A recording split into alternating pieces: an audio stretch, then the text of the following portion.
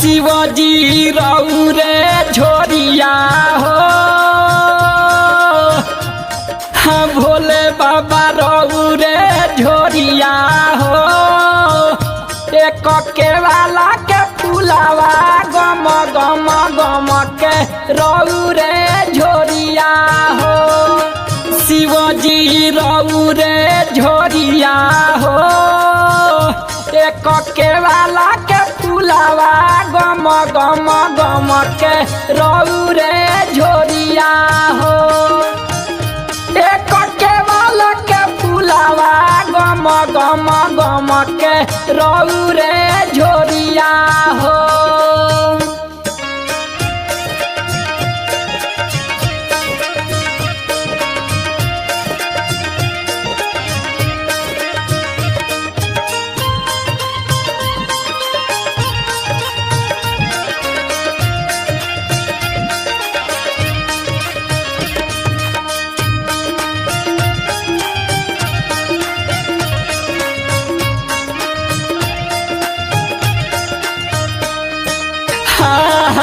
कौन दिशा में बाबा भोंगिया बोल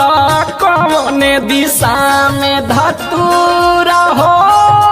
कौन दिशा में बाबा भोंगिया बोल कौन दिशा में धतूर बाबा कौन दिशा में बाबा भोंगिया बोल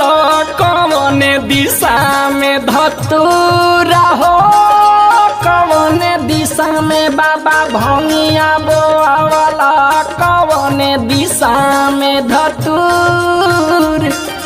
कथी के बाबा लंका बनवल कथी के बाबा लंका बनवल चम चम चम के हो भोले बाबा गम गम गम के हो एक केवाला के फुलावा गम गम गम के रौरे झोरिया हो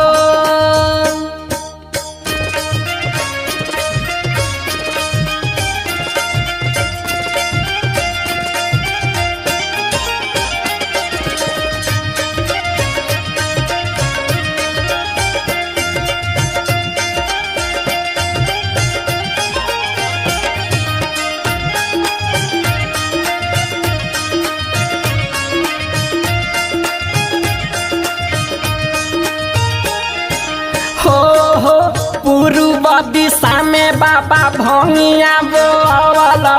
पश्चिम दिशा में धतूरा हो पूर्व दिशा में बाबा भोंगिया बोल पश्चिम दिशा में धतूर ए बाबा पूर्व दिशा में बाबा भोंगिया बोल पश्चिम दिशा में धतूरा हो पूर्व दिशा में बाबा भोंगिया बोल पश्चिम दिशा में धतूरा।